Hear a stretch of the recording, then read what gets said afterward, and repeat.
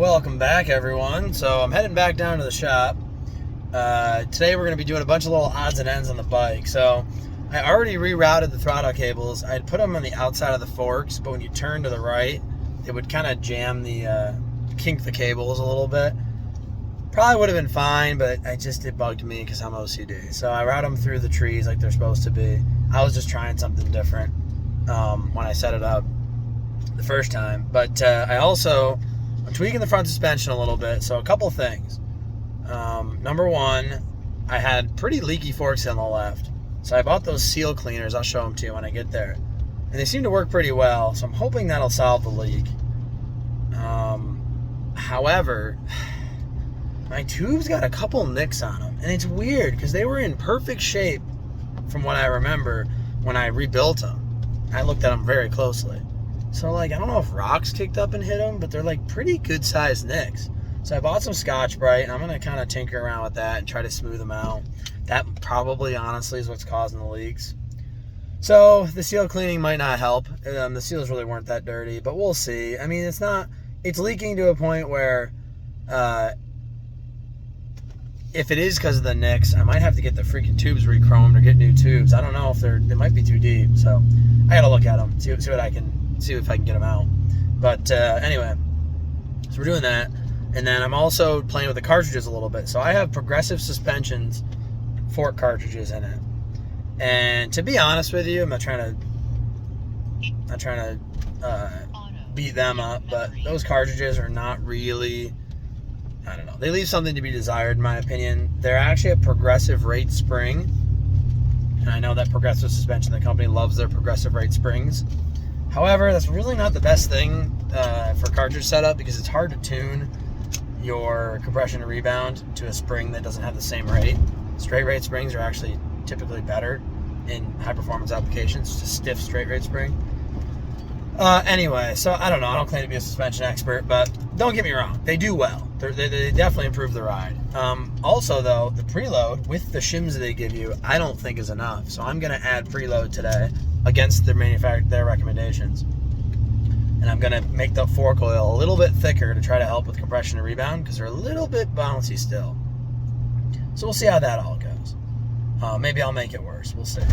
But anyway, guys, I'm going to pick you back up when I'm in the shop and we'll get to work. So I just started to Scotch-Brite this. But if you look really close, see if I can get it to focus. There we go. You can see those nicks. So, I don't know. We'll see if we can get them out. Might take a file and try to just get the nick itself first. But we'll see. We'll play around with it. And then I bought different grades of Scotch-Brite so I can scuff them all up and then kind of almost polish them back out. But even if they stay a little bit scuffed, it's actually okay. It actually helps the seal a little bit. So I'm going to just take the Scotch-Brite here, just try to buff just these nicks down first, and then we'll go do the whole tube again. I don't know if this is the way to do it, but guys, the seals are leaking anyway, so even if it doesn't help, you know what? It's like one of those things where I don't think I'm going to make it much worse. And I'll wind up having to put tubes on it or something, or get these re-chromed, or find a different way to get these nicks out anyway, so I feel like I got nothing to lose. There's one on this tube too, but it's like almost nothing. But we'll hit it anyway. You know, you really could probably wet sand these too. I mean, I guess Scotch-Brite's essentially just sandpaper. The good thing is the seal's tall enough that it might not, it might reseal itself under and above it and keep the oil out, but I'm not holding out too much hope, to be honest with you. I think I'm kind of poop out of luck, as they say. Like the ones on this fork. This fork I'm actually less worried about. The irony being this is the fork that leaked more, though, so I don't really know. You figure these tubes got 55,000 miles on them of potential rocks coming up and hitting them and stuff like that. So there's a lot of opportunities for damage with this kind of stuff. So who knows? Kind of lubricated this guy, but we'll hit it one more time. Wrap this around the fork. We're gonna go up and down in a twisting pattern. Now the nice thing is, because I have the cartridges out, I'm getting the entire sealing surface. The bike never actually droops this far down. So, I'm gonna get my pattern down here. So we're actually hitting everything we need to hit, which is really good. Guys, I'm not good at this, which I'm actually happy to say. Things we do for our motorcycles. Just our motorcycles, of course. The idea is you almost want to put like a little bit of a crosshatch in it to some degree. I don't know how much that matters. Probably helps that so oil can't get in vertical grooves and then get pushed out that way. Guys, I feel like forks on a motorcycle are like they're one of the 6 wonders of the world or something. I don't know. That actually is a nice, pretty uniform scuffed surface. So other than those nicks, I actually like that a lot better than where it was at. So let's do the other side. And then we'll hit it with green and blue. Go from red to green, which is less aggressive. Let me wipe this tube down. And this should start kind of getting them back to a polished shine. And honestly, I'm not too concerned about that. I'd rather have them perform. I'm actually going to cut this down a little bit just because I do have the fork still installed on the bike. It seems to be easier to use a little bit thinner piece. If you don't have the forks on the bike, I mean, you can just kind of rock and roll with the whole piece of Scotch-Brite. So, do that. We're on to the grain. So, I've fully Scotch-Brited these and brake cleaned them. So we'll see how it works out. Just gotta start putting fluid in and stuff. So first things first, I'm gonna put the 2 little drain screws back in the forks. So we'll do that. This has been sitting overnight. I stroked the forks, so they should be more than drained. Now there are little crush washers on these screws and the bottom bolts for the forks, but I don't know. I've not replaced them before and they haven't leaked. I think you'll be okay. They're not under a ton of pressure anyway. At least in comparison to like a brake system.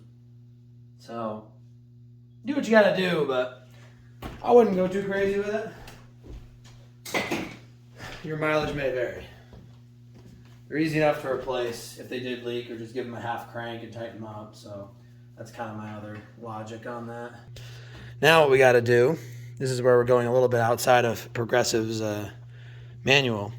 So you can see these plastic spacers. There's 1 on here and there's 2 on here. I just had taken 1 out earlier. I'm going to take these PVC caps and I'm going to cut them down to make a 3-high washer stack because I want a little more preload. And I can explain why in a minute. Okay. This is my little spacer I made. As you can see, it's the same as the stock one, basically. Just a little bit thicker. Get those in shot. So the idea is they give you 2 and 2 of these. All right, so you would stack these 1 and 2. So now I've got the equivalent of 3 height-wise. So I already put the other one on, but we take this guy. Super easy. Pull your spring down a little bit. Shove your spacer in. And that's it. Straighten it out. Sits right where the stock one did. Does exactly the same thing. The PVC will be plenty strong. It's actually seems to be much more rigid than those little black ones. Plus, I've used PVC in the past and other Harley spring setups, and I've never had a problem, so I'm not worried about that. PVC is pretty strong. I got some extra pieces too if I ever need to remake them, but this seemed to work out pretty well. So now we just got to slide them back in the bike, both cartridges. On these Progressive suspension cartridges, there's not a left and a right. They are, because like sometimes they have compression in one leg and rebound in the other. I believe these don't have a left and a right. They have compression and rebound somehow in both legs, which I don't really quite know how they do that. That's atypical cartridge setups. At least I think so. I don't know. Anyway, tell me in the comments. Explain to me how that works. I did keep track of which side they came out of just for the heck of it. So.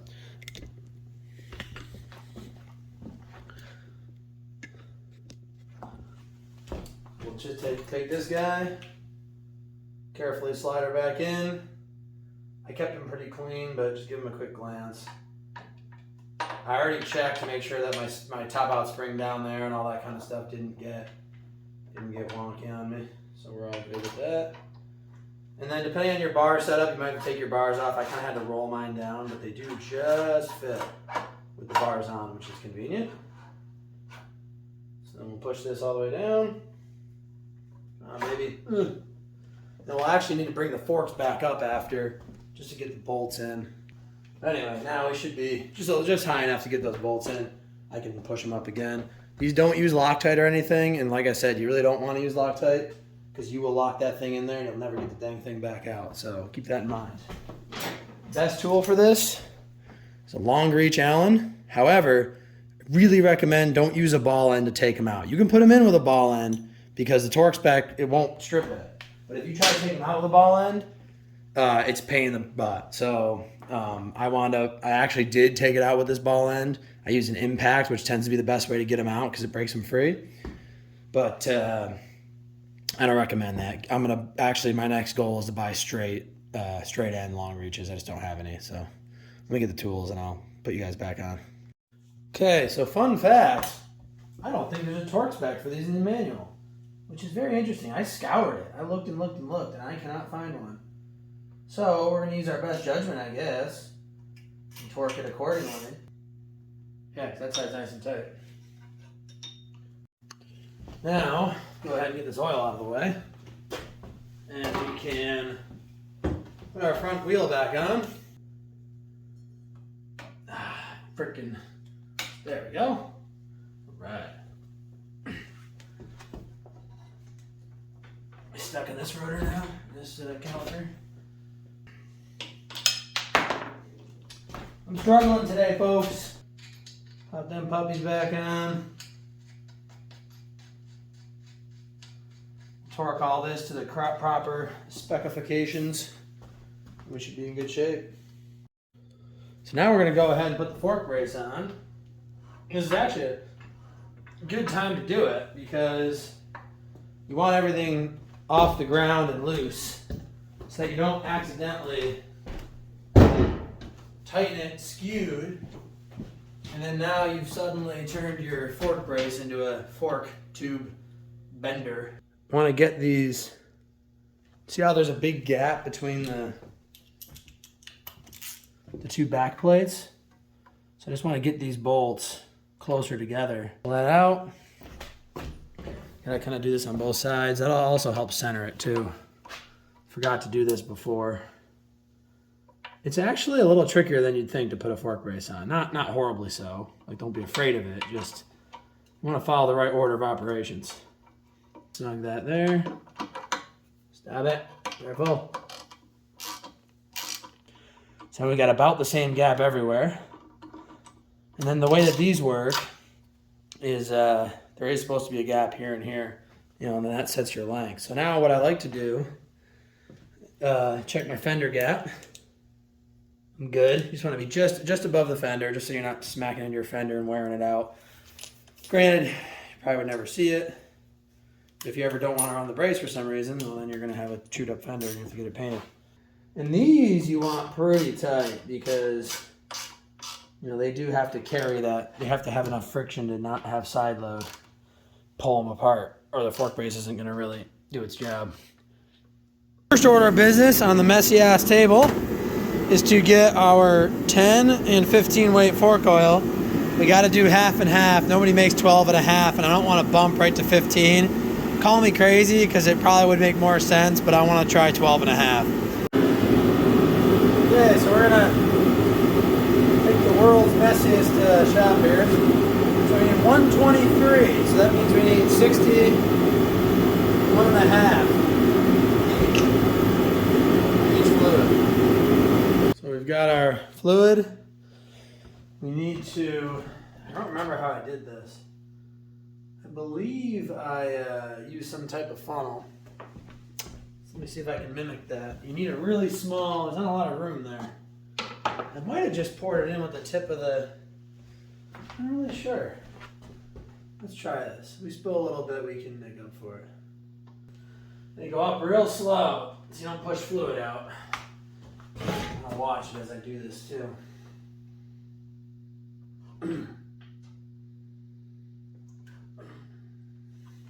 Okay, so I got the fork fluid in there.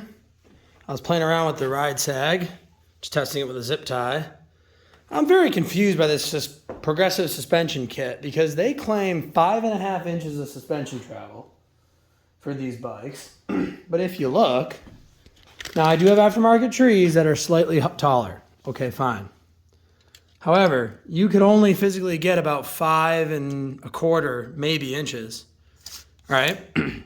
Yet I've never bottomed the tree out on the trees. And I just ran the bike forward and slammed down as hard as I can on the forks, and I can get the zip tie to about there. I bet with a top out spring compressing under a huge bump, it probably would go up another 1/2 inch. I don't think it would ever hit because I've never seen it. I've never seen it hit even before I added the preload. And with the preload spacer I added, I'm right at about 25% total travel in static sag, which about 25 to 33% is where you want to be. I think I'm actually at 27, so I'm like right where I want to be now. So I think it's going to be better. The thicker oil too, I'm at 12.5 weight. They recommend 10, but I like the way the front end feels. So maybe I'll ride it and it'll feel like crap. I have no idea, but I'm excited to try this out. I think it's going to be better, so we'll see. And then, like I said, when you actually get on the bike, your static sag is about there, give or take. So you've got, 3 inches of travel up, 1.5 inches down, maybe a little bit more up and a little less down. I don't know. So somewhere in that range. The good news is, at least for now, it seems like this fork seal is not leaking. I don't know. So to be determined on that. We got to ride it, but it hasn't been gushing crap out of it, at least yet. So we'll see. Little by little, we'll get her dialed. So anyway, guys, thanks for watching. God bless America, and I'll see you on the next one.